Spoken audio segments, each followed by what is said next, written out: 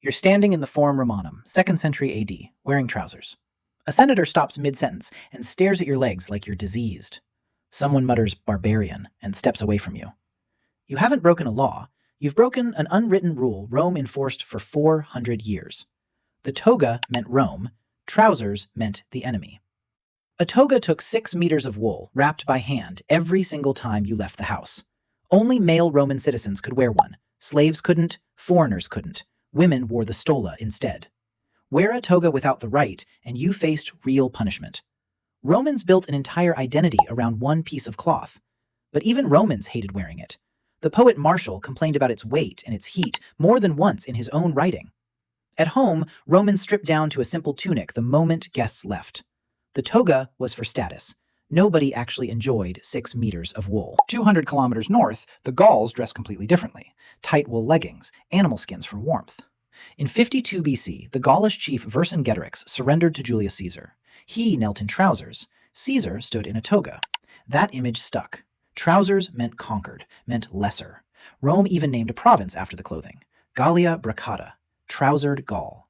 An entire people defined by their pants.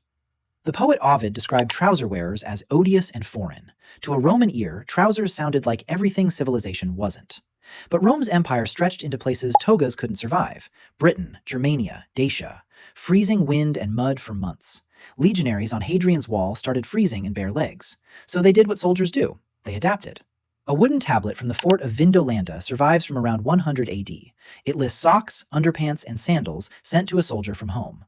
Called udones and subligaria in Latin, warm clothes his family mailed him. Trajan's column in Rome still shows it. Soldiers carved wearing bracca, wool trousers with a drawstring tied at the ankle. The exact clothing Rome called barbaric. Now, standard army issue. The habit didn't stay in the army for long. Soldiers came home. Their families saw the pants. Their families wanted them. By 100 AD, trousers were still considered strange in the city. By 300 AD, they weren't strange anymore. They were everywhere. Emperor Diocletian's price edict, issued in 301, lists official prices for bracca. Government paperwork setting prices for the exact garment Rome once mocked.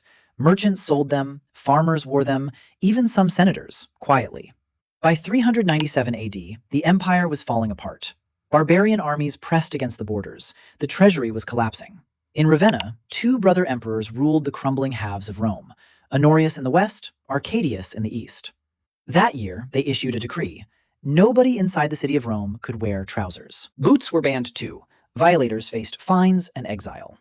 On paper, it read like a minor fashion rule. It wasn't. Honorius feared what trousers actually represented, Rome losing its own identity from the inside. The word barbarian itself came from a mockery of foreign speech. To Greek and Roman ears, foreign languages sounded like meaningless noise. Bar, bar, bar. Honorius wasn't just banning pants. He was defending a very old prejudice. The ban failed almost immediately. The army, the real backbone of the empire, had worn trousers for centuries by then. Soldiers stationed in Britain and Germania weren't going to freeze to please an emperor in Ravenna. And the barbarians at the gates wore trousers as a matter of course. The Visigoths, the Huns, every army threatening Rome's borders. In 410 AD, Alaric and the Visigoths sacked Rome itself. The city that banned trousers had just been conquered by men wearing them. Even senators started breaking the rule, quietly, on cold winter mornings. The thing Rome once called shameful had become ordinary. In 476 AD, the Western Roman Empire collapsed entirely. The last emperor was deposed. The toga lost its empire. Trousers didn't. Across the territories Rome once ruled, trousers kept spreading.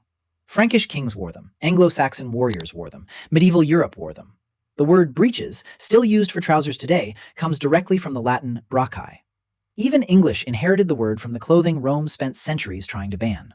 The clothing Rome fought to keep out became standard across the continent for the next 1,500 years. An empire that conquered most of the known world couldn't conquer a pair of pants. Rome built roads across 3 continents and still couldn't keep its own soldiers warm in a toga. The people Rome called barbarians for wearing trousers ended up deciding what the rest of history would wear. Every pair of pants on Earth today traces back to the culture Rome spent 4 centuries mocking.